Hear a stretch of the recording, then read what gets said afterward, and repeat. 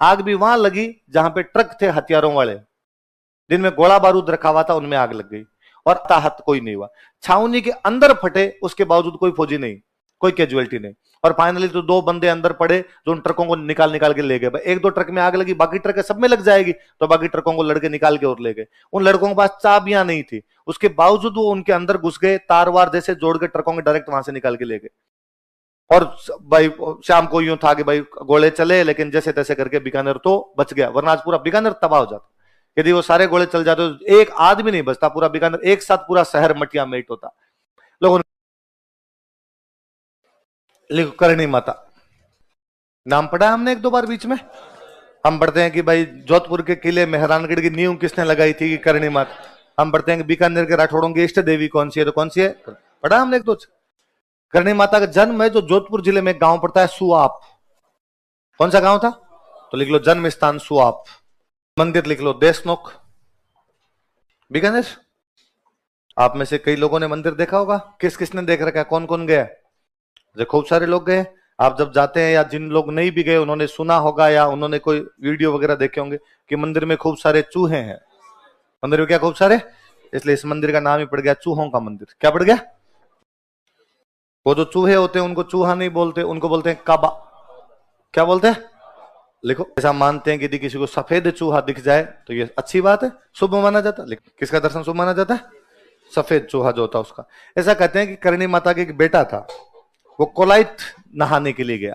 कहां पे नहाने के लिए गया, कोलाइत में झील हम पढ़ते हैं, सत्यनारायण पूर्णिमा कोलाइत में बड़ा मेला लगता है, वहां पे नहाने के लिए गया। पैर फिसलने से उसकी मृत्यु हो गई, कोलाइत झील में डूबने से उसकी क्या हो गई, मृत्यु। कहते करणी माता ने अपने उस बेटे को जिंदा किया, और जिंदा करने के बाद कहा आज के बाद कोई भी मेरा बेटा मुझे छोड़ के कहीं नहीं जाएगा, आज के बाद मेरा बेटा कोई भी मुझे छोड़ के। तो कहते देशनोक गांव के अंदर जो भी चारण रहते हैं वो सारे करणी माता के वंशज है। ऐसा माना जाता है कि उनके परिवार में किसी की डेथ होती है तो काबा बनता है, काबे की डेथ होती है तो उनके परिवार के अंदर जाता है, वो सारे देशनोक के अंदर ही रहते हैं। तो माना जाता है कि जितने भी काबे हैं ये करणी माता के वंशज। और चमत्कार को नमस्कार है, मैंने वहां एक भी काबा छोटा बच्चा नहीं देखा, एक भी काबा मरा हुआ नहीं देखा। इतने सारे काबे हैं तो ये होना चाहिए ना, कोई छोटा सा इतना सा हो, कोई इतना बड़ा हो, कोई इतना बड़ा हो, ये होना चाहिए। सारे एक आकार के लगभग, मैंने सिंगल नहीं देखा उनमें कोई मरा हुआ है। सबसे बड़ी बात, मंदिर में इतने ज्यादा चूहे कि आपसे चला नहीं जाता है ना, आपको पैर घसीट के चलना पड़ता है। कि यदि आपने पैर उठा लिया तो हो सकता है आपके पैर के नीचे चूहा आ जाए, और आप पैर घसीट के चलते तो भी आपके ऊपर से चूहे निकलते हैं। तो कई जो यूं आपके शहर वाले टाबर कूल डूड टाइप के जाते हैं वो तो कूदते ही रहते हैं उधर, उनसे तो आधे परिक्रमा ही नहीं दी जाती।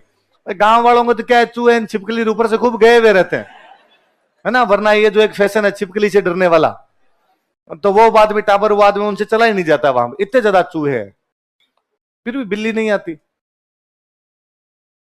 देशनोक में बिल्लियां तो खूब सारी है, ऐसा नहीं है देशनोक गांव में बिल्लियां नहीं है, बिल्लियां तो है, तो वहां मंदिर क्यों नहीं आ रही। यदि एक दिन आ जाए तो उसका तो पिकनिक हो जाए, और ढंग से जुगाड़ हो उसके लिए तो अच्छा था। पर ये भी और मंदिर ये भी नहीं कोई बंद है, ओपन है, तो बिल्ली तो घुस ही सकती है, रात भी रात घुस जाए भाई। दिन के अंदर तो ठीक है, चलो जनता की भीड़ भाड़ रहती होगी, रात को घुस जाए मंदिर में, पर कोई बिल्ली नहीं है, कोई चूहा मरा हुआ नहीं, कोई चूहा वहां पे बच्चा नहीं। 92-93 के आसपास बीकानेर में प्लेग फैल गया, प्लेग होता ही चूहों से। तो सबसे ज्यादा प्लेग कहां पर होना चाहिए, देशनोक। पूरे बीकानेर जिले में था, देशनोक को छोड़ के एक सिंगल गांव जिसमें प्लेग नहीं था, वो गांव कौन सा है। बाकी ऐसा कोई गांव नहीं बचा बीकानेर में जिसमें एक आधे आदमी को प्लेग नहीं हुआ। तो ऐसा माना ही जाता है भाई वो चूहे साधारण चूहे नहीं है, वो चूहे क्या है, काबे। काबे मतलब वो भगवान जो करणी माता उनके क्या है, वंश। तो आप भी जाओ तो आप कभी नोटिस करना कि वहां पे कोई भी चूहा आपको छोटा नहीं दिखेगा, और कोई भी चूहा आपको मरा हुआ नहीं दिखेगा। और सफेद चूहे के दर्शन दुर्लभ है, बहुत रेयर किसी आदमी को सफेद चूहा दिखाई देता है। कि यदि कोई आदमी यूं बहुत आस्था ही हो, भयंकर आस्था हो, तब जाके डोगरी दर्शन देती है, वरना हर आदमी के लिए तो बस की बात नहीं। अब आप में से कई कहेंगे कि नहीं सर हम गए थे और हमें वहां पे दिखा था। दिखना किसको कहते हैं, मैं इस मंदिर में 100-150 बार आराम से गया हूंगा। कोई कि बीकानेर पढ़ते तब हमारे लिए वहां जाना बहुत नॉर्मल सा हुआ करता था, सप्ताह में एक बार चले जाते। नवरात्रों के अंदर तो यूं पक्का था कि पहले नवरात्रे को पैदल जाएंगे। पहले नवरात्रे के दिन यदि बीकानेर को देख लिया जाए तो ऐसे लगता है बीकानेर खाली हो गया और पूरा बीकानेर देशनोक चला गया। पूरी रोड ब्लॉक है, महिलाएं, बच्चे, बूढ़े, जवान क्या मतलब गाड़ियां भर भर के, मोटरसाइकिलें जा रही है, पैदल लोग जा रहे हैं, पूरे यूं जुड़ जाती है भीड़ कि बीकानेर से देशनोक तक लाइन बनाई जाए तो लाइन क्रॉस कर जाए, इतने सारे लोग जाते हैं। तो हम तो स्कूलों में पढ़ते उस टाइम तो खूब जाया करते भाई, 30-35 किलोमीटर पड़ता है, ज्यादा दूर भी नहीं है, तो पैदल भी खूब सारे जाया करते थे वहां पे। तो आस्था भी खूब सारी बीकानेर के अंदर है कि नहीं भाई, करणी माता की आस्था भी वहां पर रखी जाती है। और पर वो आजकल जो मंदिर है, वो मंदिर पूरी तरीके से पिकनिक स्पॉट हो रखा है। आजकल मुझे लगता है आजकल लोग आस्था से तो कम आते हैं और चूहे देखने ज्यादा आते हैं, तो फोटो खींचने में उनमें बिजी रहते हैं। तो मैं 100-150 बार गया हूं, मुझे सिंगल टाइम सफेद चूहा नहीं दिखा। देखना किसको कहते हैं? देखने का मतलब है कि आप घुस के मूर्ति के सामने गए, आपने हाथ जोड़े, हाथ जोड़ के परिक्रमा लगाई, परिक्रमा लगा के वापस आ गए, इसको तो कहते हैं दर्शन करना। इस दौरान तो आज तक नहीं दिखा। एक बार मुझे याद है कि आगे से एक निकला था, मुझे ऐसा यू फील हुआ कि सफेद चूहा निकला है, था कि नहीं था पता नहीं, पर उस दिन लगा अरे यार आज अपने घुसे न घुसते अपने को सफेद चूहा दिख गया। इसको तो देखना कहते हैं, इसमें तो एक बार भी नहीं दिखा। वैसे मेरे को 150 के 150 बार दिखा है कि वहां पर एक साइड में कढ़ाई पड़ी है, वहां कढ़ाई के पास आप 15-20 मिनट आधा घंटा जाके खड़े हो जाओ तो वहां दिख जाता है, पर वो जबरदस्ती है। वो तो फिर आप माता जी करेगा दिख आया हूं तो ऐसे तो नहीं। डोकरी जिस दिन भला करेगी उस दिन खुद ही दर्शन दे देगी, और यदि आपकी भक्ति में कहीं ना कहीं कमी है तो तब तक आपको डोकरी दर्शन है। तो अपने मानते हैं कि भाई अपने इतनी अच्छी भक्ति नहीं करते होंगे डोकरी को कि डोकरी को ये लगे कि इसको दर्शन देने चाहिए। वहां जाके उस कढ़ाई के पास में, जब वहां तो जितनी बार गए हमेशा खड़े होते हैं, अब तो मेरा जी नहीं करता। शुरू शुरू में जाते तब कहते नहीं सफेद देख के ही जाना है, तो वहां पे खड़े हो जाते। एक वो जो ढोल बजाने वाले हैं उनके पास में जाके खड़े हो जाते हो। 2-3 लोकेशन है जहां पर वो 15-20 मिनट के अंदर घूमता है, एक आधा कोई सफेद चूहा घूमता है, तो यहाँ पे देख लिया जाए। पर फिर मुझे लगने लगा कि यार ये तो माँ के साथ जबरदस्ती है कि अपने माँ को कह रहे हैं कि नहीं तुझे दिखना ही पड़ेगा, देख मैं इतनी दूर से आया हूं तेरे लिए, अब तो यहाँ पे दिखाई दे। तो आजकल तो मैं उधर जाता है, मैं हाथ जोड़ता हूँ, परिक्रमा लगाता हूँ, बाहर निकल आता हूँ कि जिस दिन राजी होगी माँ उस दिन तो खुद ही दर्शन दे जाएगी, राजी नहीं है तो अपने भाग में नहीं। ऐसे जाते ही मंदिर मूर्ति के सामने गए, परिक्रमा निकाल के बाहर आए, आप में से किस किस को दिखा है? 1-2। तो कि मंदिर जाने वालों में तो अपने खूब सारे लोगों ने हाथ खड़े किए, तो बहुत रेयर रेयर दिखता है वास्तव में। तो ये कोई डोकरी का चमत्कार सा ही है। ये तो मुख्य मंदिर है, ये जो मुख्य मंदिर है ये तो कौन सा है? देशनोक में क्या बोलते हैं इसको? चूहों का मंदिर। चूहों को क्या बोलते हैं? काबा। और कौन से काबे को देखना चाहिए? इस देशनोक से थोड़ा सा अंदर की तरफ चलते हैं, मतलब गांव की अंदर जो जंगल की तरफ है, वहां पर एक मंदिर और बना हुआ, जिस मंदिर को बोलते हैं नेहड़ी जी। क्या बोलते हैं? नेहड़ी जी बोलते हैं। पहले तो मैं बताता हूं नेहड़ी क्या होती है। बिलोना देखा? बिलोना, बिलोना देखा होगा? दही दही करने वाला जो छाछ को जो बिलोते हैं, दही को बिलोते हैं, उसमें एक लकड़ी होती है जो जमीन में रोपते हैं। एक लकड़ी जो जमीन में रोपते हैं। फिर आगे आपकी हांडी रखी हुई है, फिर हांडी में एक लकड़ी और होती है। जो हांडी में लकड़ी होती है जो घूमती है उसमें, वो तो है झेरना।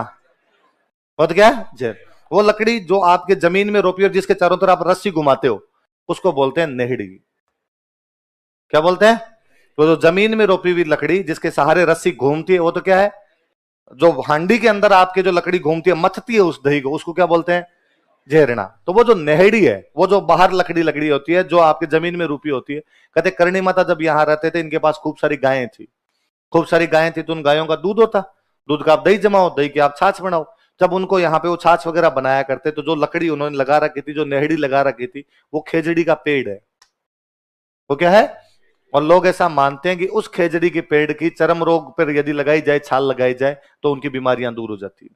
तो वहां से लोग वो जो खेजड़ी का पेड़ था, जो नेहड़ी जी है, जो करणी माता की नेहड़ी जी मानी जाती है, उसको छाल को तोड़ तोड़ के लेके जाया करते थे।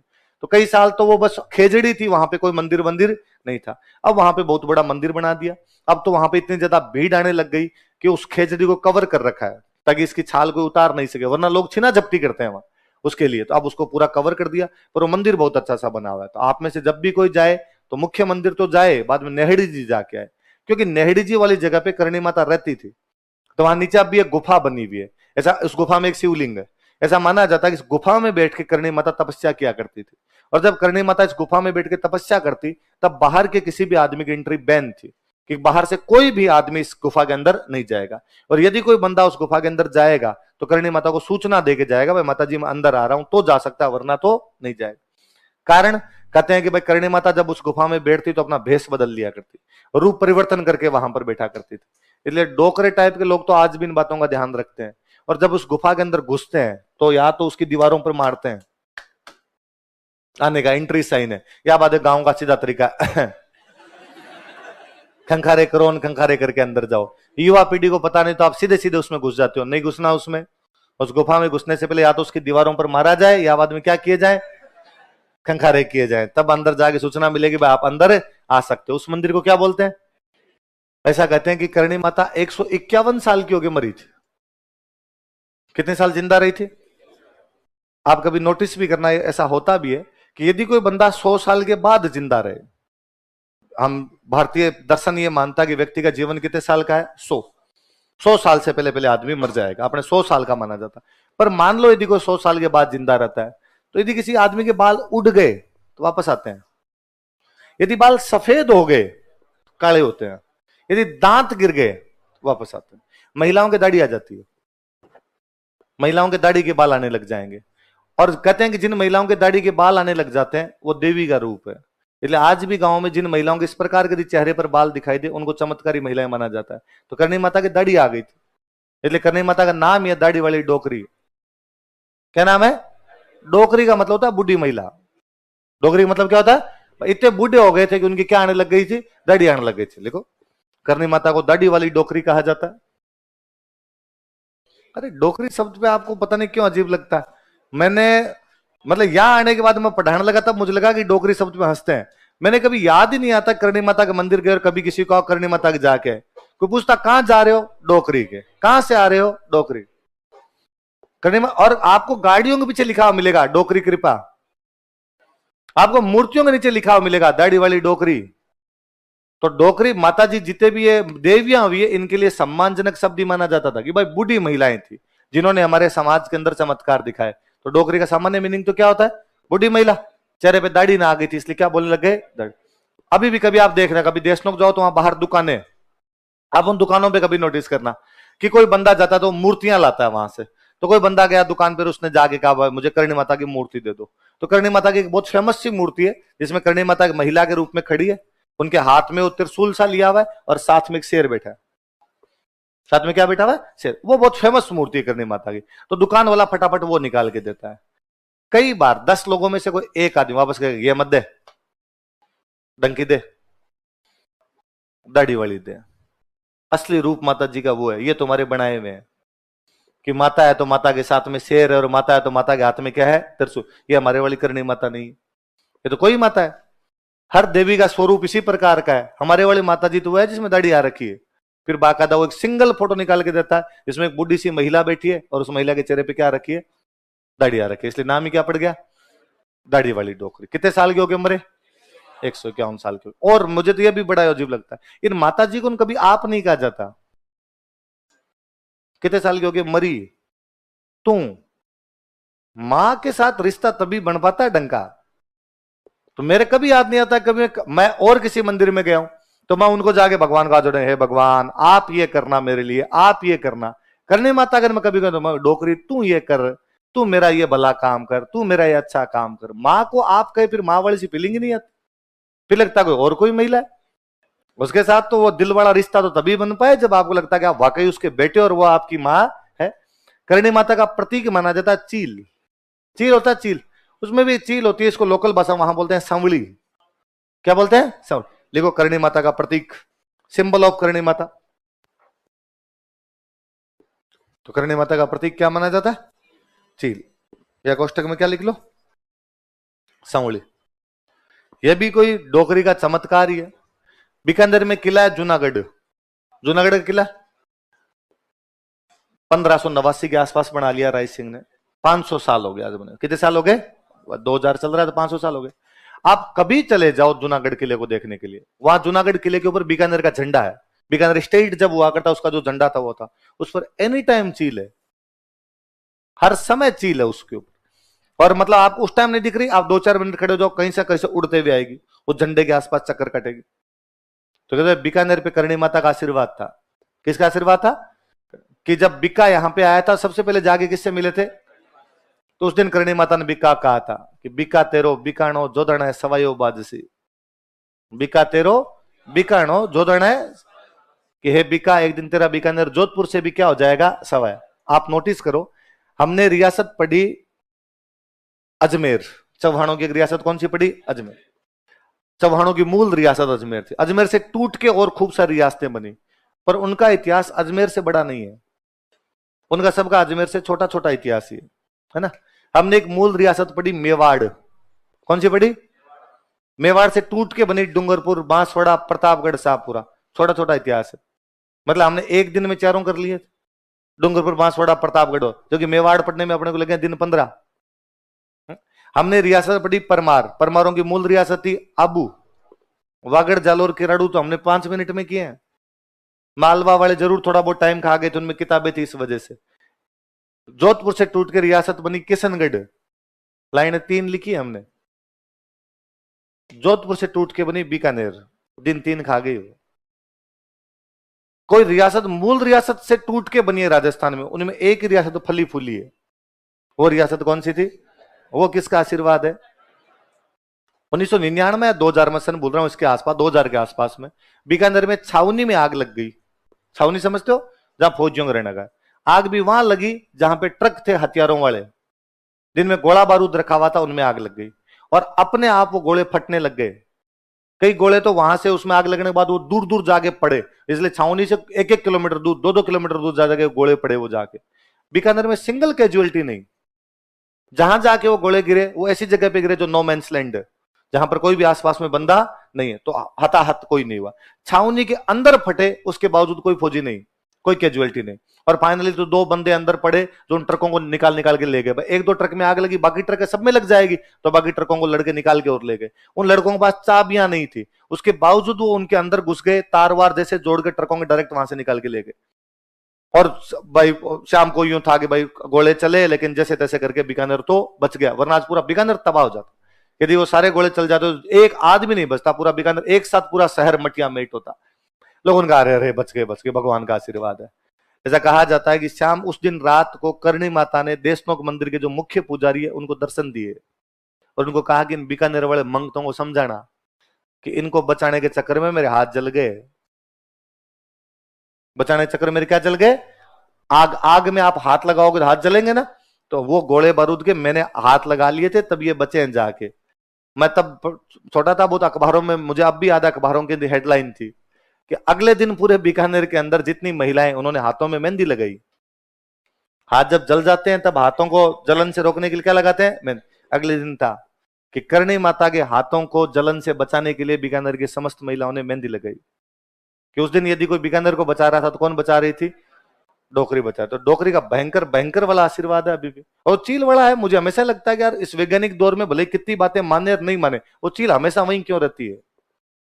हमारे घर पे तो नहीं आ रही भाई। यदि यूं कह दे बीकानेर में खूब सारी चिड़ियां, फिर तो हर जगह ही आनी चाहिए, फिर तो हर घर पे आ जानी चाहिए। मैं ही लोग करणी माता को मानता हूं तो हमारे घर पे ही एक डली रहे कि भाई मेरे को जब जी में करणी माता देखने चील आ जाए। उस किले के ऊपर क्यों मंडरा रही है? वो उनकी इष्ट देवी थी, उन राजाओं के अंदर वो चीजें थी। ये बीकानेर वाला अभय सिंह था आपके, सॉरी जोधपुर वाला अभय सिंह। एक युद्ध पढ़ा मैंने, गंगवाना, गंगवाना का युद्ध पढ़ा। तो कहते गंगवाना वाला जब युद्ध हुआ था तो अभय सिंह ने बीकानेर घेरा था और चारों तरफ से बीकानेर को घेर कर अभय सिंह ने मारूंगा तुमको सबको। जोरावर सिंह अंदर बैठा बेचारा, बेचारा हिल नहीं पाए, एकदम पार ही नहीं पड़े कि क्या किया जाए, और जोरावर सिंह लगा मरा दिया। इस बार अभय सिंह बीकानेर लूटेगा और अपनी पार इसके खिलाफ। तो जोरावर सिंह बैठा बैठा करणी माता को याद करता है और करणी माता कहता है कि डाडाली डोकर थई क्यों कह तू गई विदेश, कि हे दाढ़ी वाली महिला, या तो तू डोकरी मतलब इतनी बुढ़ी हो गई कि अब तेरे से कोई काम नहीं होता। डाडाली डोकर थई का तू गई विदेश, या तो विदेश चली गई, हमारा बीकानेर छोड़ के चली गई, या तो इतनी बुढ़ी हो गई कि अब तेरे से कोई भी काम नहीं होता है। खून बिना क्यों खोसी जहर निज बिका को देश। आज देख हमारी क्या हालत हुई है कि हम बिक्का के वंशजों का देश जोधपुर वाले छीन लेंगे, हम लड़ाई भी नहीं कर पा रहे, हम चारों तरफ से घेर लिए गए हैं। तो कहते हैं उसको यूं करणी माता को दर्शन दिए कि चील दिखी, कैसा सा कोई वृतांत है। उसने बाद में अपना एक बंदा भेजा सवाई जयसिंह के पास। किसके पास भेजा? सवाई जयसिंह। और सवाई जयसिंह को आगे कहा भाई हमारी पार नहीं पड़ रही, तू हमारी सहायता कर। सवाई जयसिंह बदमाश आदमी था। सवाई जयसिंह ने कहा कि तुम्हारी रक्षा तो करणी माता करती है, तुम तो बीकानेर वाले कहते हो ना हमारी तो करणी माता आ जाती, इस बार कहां गई तुम्हारी करणी माता? वो 2 पंडित जी आए थे, वो और सियाणे थे, उनका करणी माता ने ऑर्डर दिया है कि इस बार सवाई जयसिंह बचाएगा मेरी तरफ से। इसलिए सवाई जयसिंह जयपुर की तरफ से जोधपुर पे हमला करता है गंगवणा पे। जब इधर जोधपुर से जाता तो अभय सिंह कहां बैठा हुआ है? बीकानेर। तो अभय सिंह को लगा कि यार यदि मैं बीकानेर बैठा रहा तो सवाई जयसिंह क्या लूट लेगा मेरा जोधपुर। तो अभय सिंह बेचारा भाग के आया उधर से, गंगवणा के अंदर लड़ा, तो बीकानेर खाली हो गया।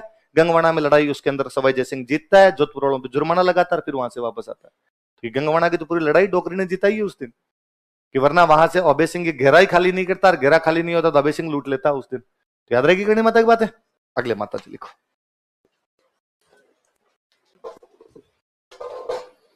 और फिर ये यदि आपके दिमाग में आए कि नहीं सर ऐसे चमत्कार वगैरह कुछ भी नहीं होते, तब वो बात सुन लेना। वो बात मैंने बताई थी आपको, ईसा मसीह जब फ्राइडे को मर के संडे को आ सकता है, तो करणी माता बीकानेर भी बचा सकती है। जीण माता।